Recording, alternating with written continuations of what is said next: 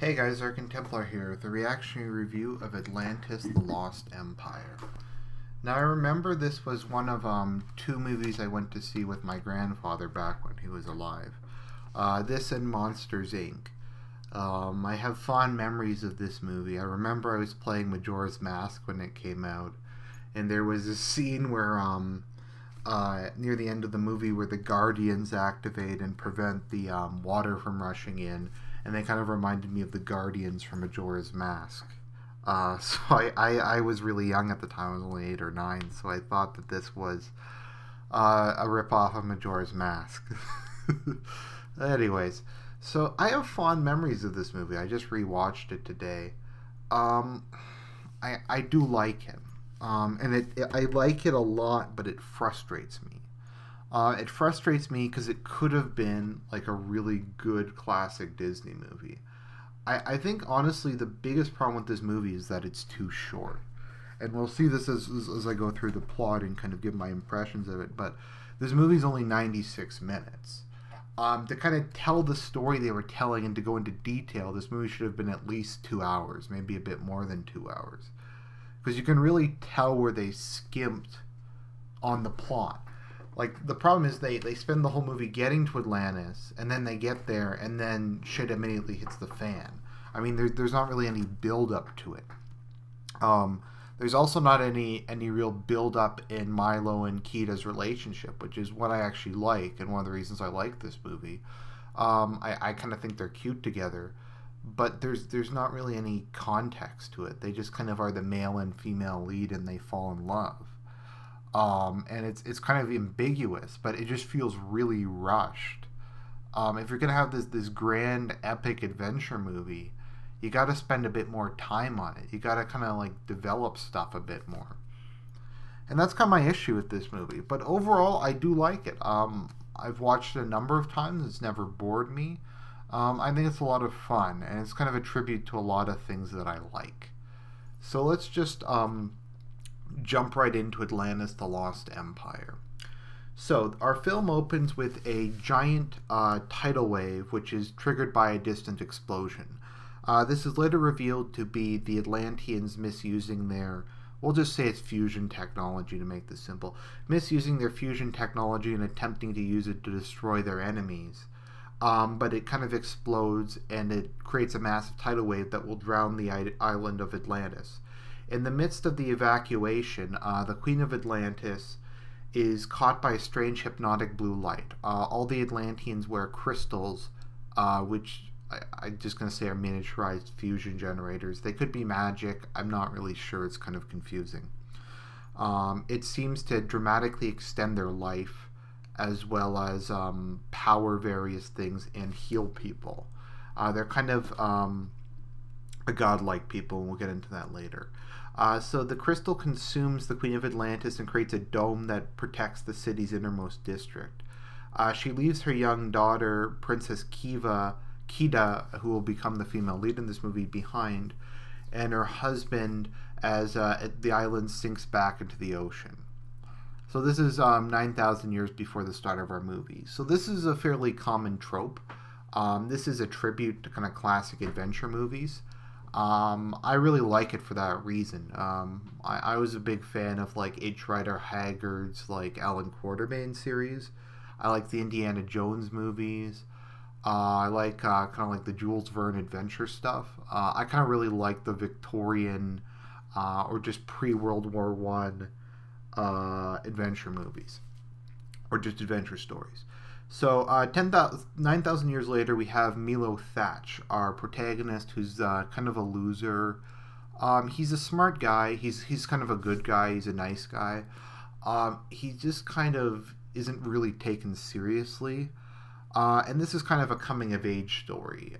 This is where he finally gets to put his lifetime of studying and kind of his determination for the truth to his advantage. He's kind of, I like him as a character. I mean, a lot of people probably think he's annoying, and he is a bit annoying, but he's really kind of that Disney protagonist who kind of comes from kind of a humble background and kind of finds the courage and greatness that's trapped within them.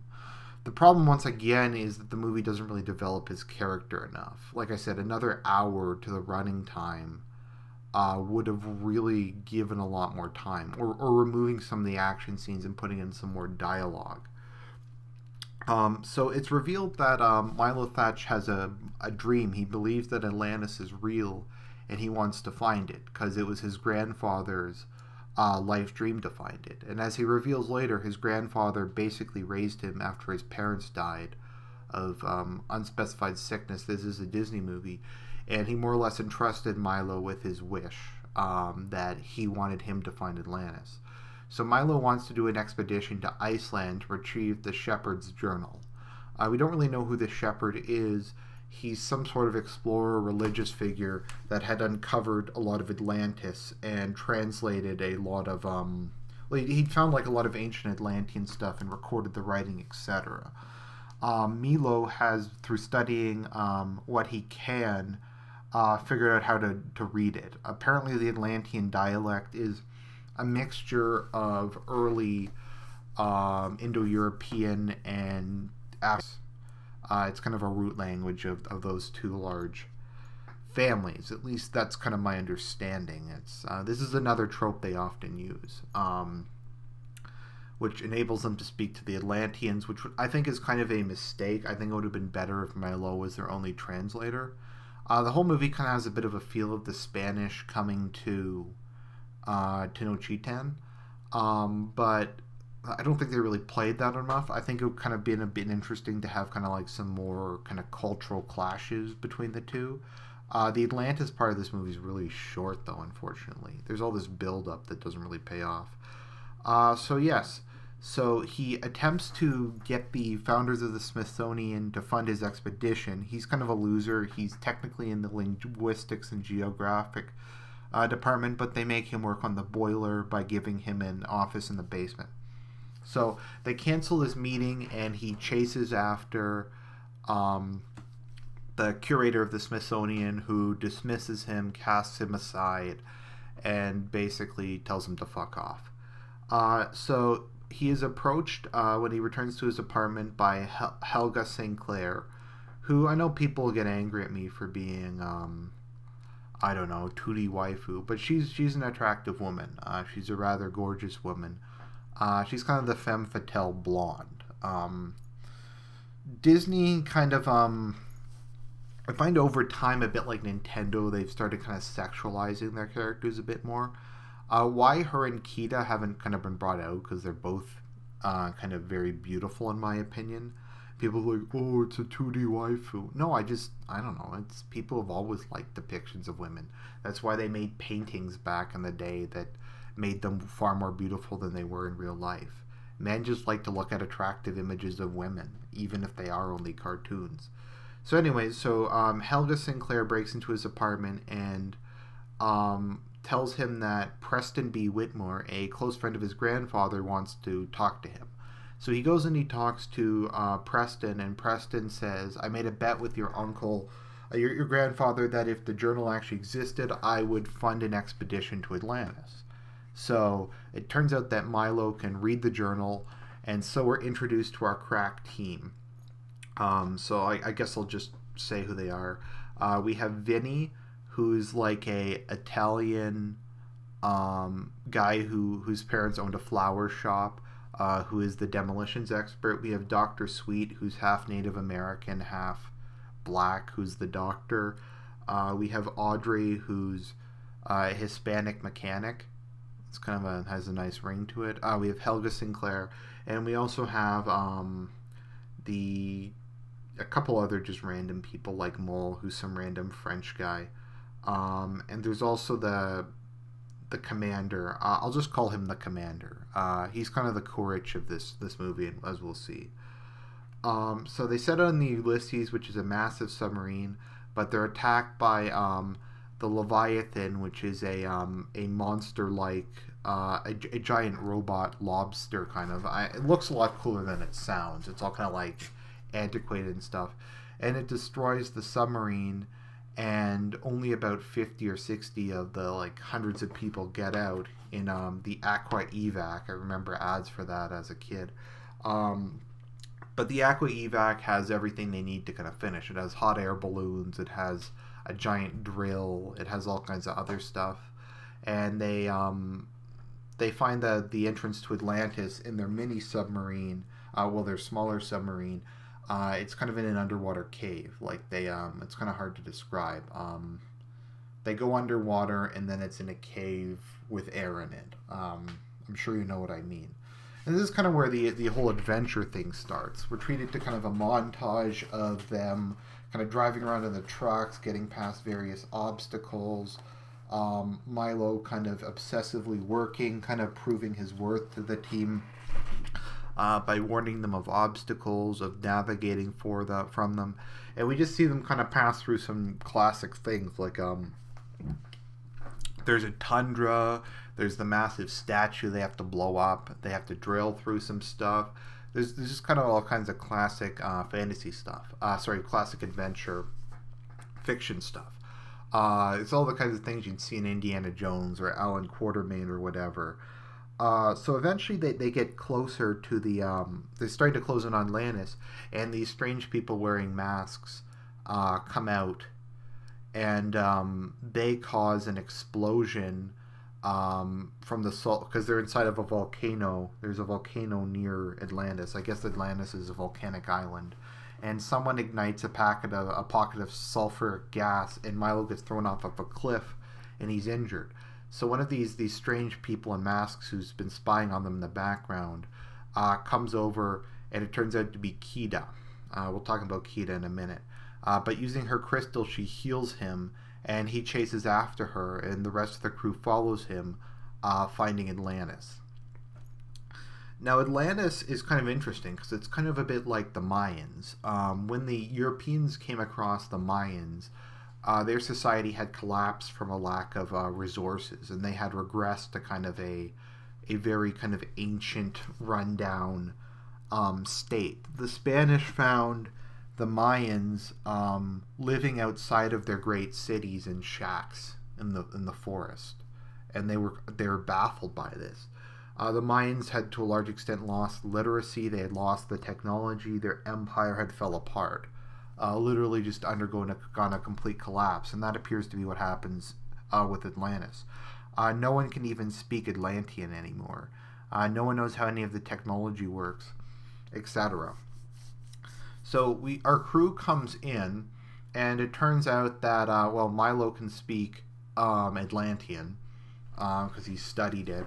But apparently, since Atlantean is the mother tongue of all the Afro-Asiatic and Indo-European languages, Kida can understand them, and the rest of the Atlanteans can understand them. So they talk to the king of Atlantis, and he tells them to go away because he's kind of a hardcore traditionalist, and he thinks that any kind of influence from the outside world will destroy their way of life. I think ultimately it's very protective because he knows that if they activate the power supply and they try and bring Atlantis back online, he's worried that it'll consume his daughter in the same way his wife was consumed by it. So we're treated to some scenes of kind of Kida and Milo getting to know each other. Now, Kida, I'm going to say, is rather beautiful. Let me see here. Let me find a picture of Kida. I think she's quite attractive. I know people will probably say, oh, but she has dark skin. But yeah, I don't know. What she kind of looks like to me is kind of like what I would imagine some sort of like idealized early Indo-European people would kind of look like. Because some people call her black, but I don't know. I think her features are pretty distinctly Caucasian. She has blue eyes and white hair too. Whether it's blonde white or not, I'm not sure. They also kind of gave her a more feminine and kind of voluptuous body, contrasted to some other Disney characters. It's kind of interesting because The Road to El Dorado kind of came out around a similar time, and they also had a character who only wore a bikini who was kind of native, and that was also kind of a lost city quest, kind of like Atlantis. Kind of what the original Indo-Europeans were. My understanding of the original Indo-Europeans was that they were kind of like they're what came to be known as Mediterraneans. They kind of look like the modern Mediterranean people, kind of like olive skin, etc. So I kind of view the Atlanteans as kind of being the long lost inheritors of the long lost inheritors of the Indo-European legacy. Them kind of representing the original Indo-European people tens of thousands of years ago that the other ones broke off with. I say this because they are they look very Caucasian to me, but they have darker skin, kind of like the original Indo-Europeans. They have blonde hair and blue eyes, or white hair and blue eyes. They have kind of this strange advanced technology, and they speak a language which is related to Indo-European. Plus, it's just kind of interesting. It's just kind of LARPing. But that's kind of my theory. Okay, so Milo, being a heterosexual male, is immediately attracted to Kiva. The fact that she's young, gorgeous, and shows off her body wearing a bikini probably has something to do with it. So that's happening. So Kita basically just kind of uses him to translate things because she can't read Atlantean. No one can read Atlantean anymore. That knowledge was lost hundreds of years ago. So she basically just kind of uses Milo to read this stuff. Meanwhile, the commander and Helga Sinclair have decided that they're. By the way, sorry, I got sidetracked. The king gives them one night, and then they have to leave because he doesn't want them to be there. He doesn't want their help or anything. But yeah, Helga and the commander have decided that they are going to find the power source of Atlantis and take it back. And once they find the power source and take it back, they will sell it to the highest bidder and use it as kind of a nuclear weapon. It's implied later on that this is pre-World War I, and Milo says they will probably sell it to the Kaiser, to Germany or some other great power, which is kind of a theme of this time period of the late Victorian World War I era, where we're really starting to see the clash of great powers. And it's kind of a bit like a Cold War. Everyone knew to some extent that there would be a war between the great powers, as there really hadn't been one since the Franco-Prussian War, and that was very short. But there really hadn't been a world war since the Napoleonic Wars, 100 years previously. So they decide they're going to steal the power source of Atlantis. They're just waiting for Milo to lead it to them. So Milo starts to show Kita how to use the crystal to activate the old rundown Atlantean vehicles. They have like these hover machines and that kind of thing. Kind of like the real hoverboard. Yeah, so they have that. And he shows her how that stuff works.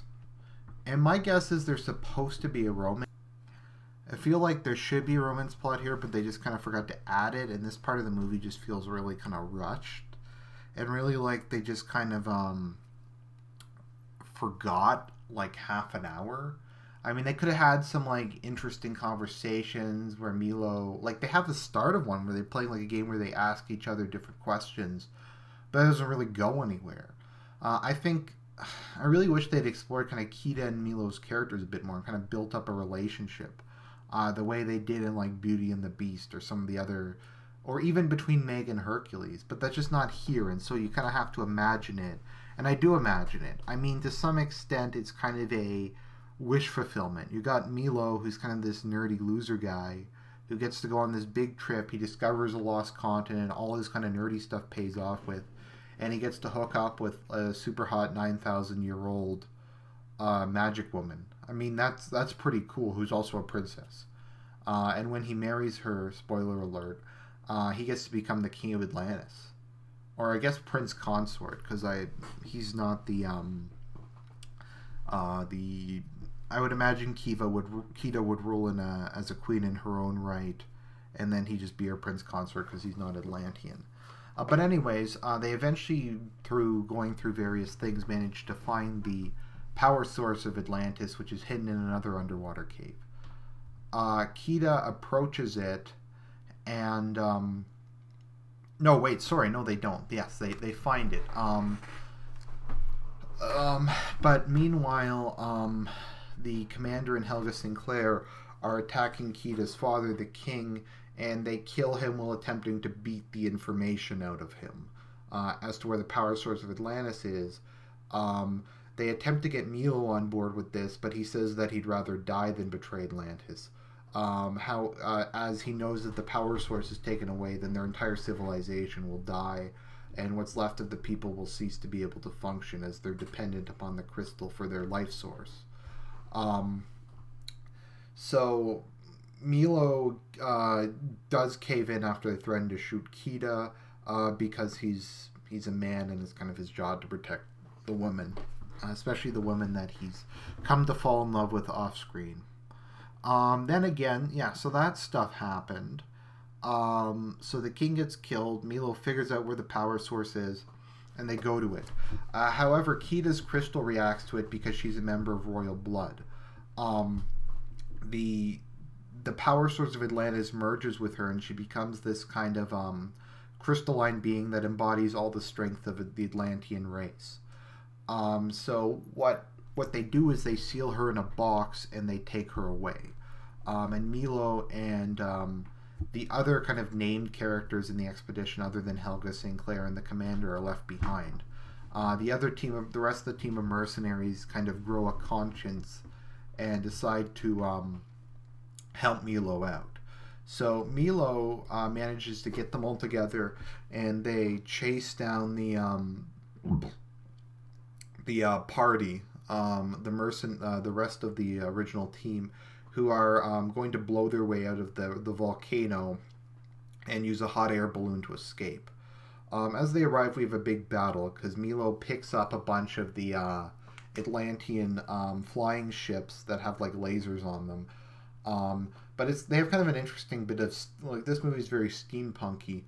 So they have a launcher with these kind of little, almost like jetpack planes that have machine guns on them, and the remainder of kind of the nameless thugs who kind of have these cool gas masks and bolt action rifles get on those, and they fly around and they have a big air battle. Milo succeeds on getting on the hot air balloon. The commander betrays Helga Sinclair, and we are treated to her being thrown to her death, or her near death. She manages to survive the fall but is fatally wounded. Meanwhile, Milo confronts the commander and they have a battle to the death. Milo succeeds in damaging the case that Kiva is being kept in, and he takes a shard of glass from the window and stabs the commander with it, causing him to turn into a crystalline being. However, this seems to give him more power, but he, in his amazement at his new strength, stands up, and the hot air balloon has a propeller on it to like speed it up, its ascents up, and allow it to steer, and it shatters him and he dies. Helga Sinclair shoots the balloon with a flare gun, which destroys it. It falls back to the earth. They escape as the volcano is exploding. They manage to get Kita back to Atlantis as the wall of magma comes, and Kita is able to tap into the power of Atlantis and resurrect the shield that her mother had used 9,000 years ago, which saves the lost continent from certain destruction. So, we're heading towards the end of the movie. Milo decides to stay behind, and presumably between this and the sequel, which I won't be reviewing because it's fucking awful, but between the two movies, he apparently marries Kita, so he's going to stay behind for her.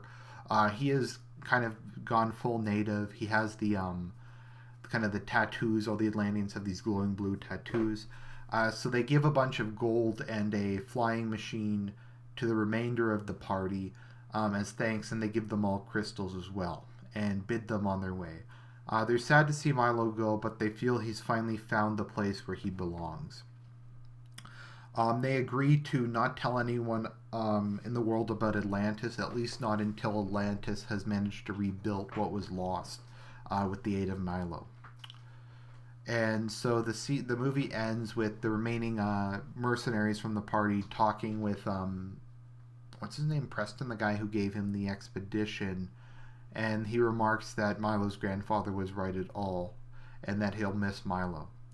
So that's Atlantis: The Lost Empire. So as you can see, there's a lot of kind of tropes and other things from old adventure books. We have the kind of the foreign guy finding kind of the beautiful queen and marrying her. I remember in one of the Alan Quatermain ones, I think it's Alan Quatermain, whichever the last one was. They find like a tribe of like white people living in sub-Saharan Africa, and one of the main characters in that is a knight or something.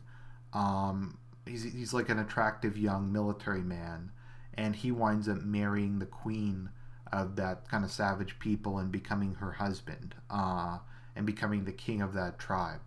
And she who must be obeyed. Aisha is the queen of a group of savages in, I think it's Sudan. I forget if it's Sudan or East Africa, who wishes to wed the a member of the party as well. And this is kind of a reoccurring theme, kind of the exotic queen. We also can see kind of aspects with this with Padme. We can see aspects of this with Leia. Well, not really primitives in the same fashion. This is kind of just something you see in a lot of different stuff, kind of the exotic woman. Particularly kind of an exotic woman of unexpectedly European appearance and descent. Like, I forget her name, but the Parsi woman in Around the World in 80 Days, who he later marries. So we see that. We see kind of this lost, decayed civilization.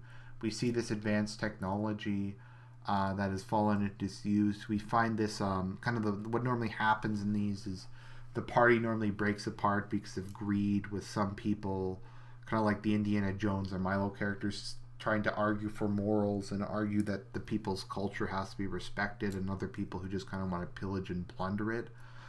So yeah, Atlantis is just, I think, a really good tribute to kind of like the Jules Verne, H. Rider Haggard adventure series. We got all this interesting steampunk stuff. We got maybe not the most developed, but an interesting cast of characters. We got kind of that exploration.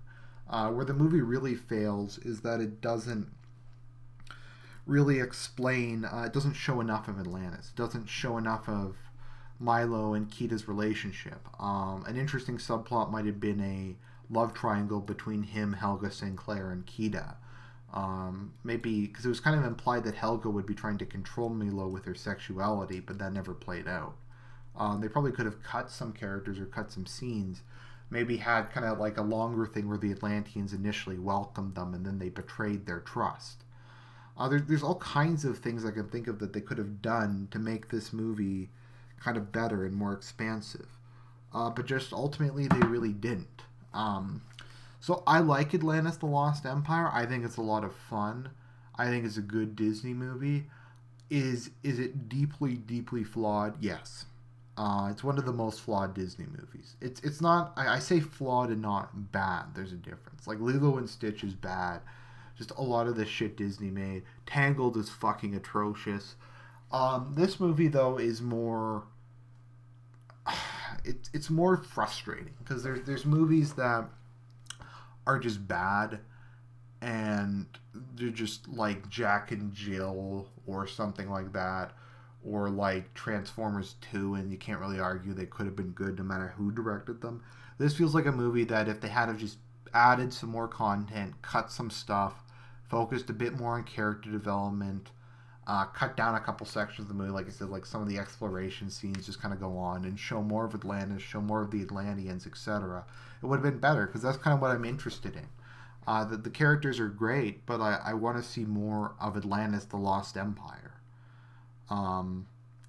Anyways, that's my review of it. It's a movie I do like. If you haven't seen it, I'd probably recommend watching it. It's very visually interesting, and there's some good action scenes in it. If nothing else, if you're a Disney completionist, it's a hell of a lot better than a lot of the crap they've made, particularly after this era. This is Argent Templar signing out.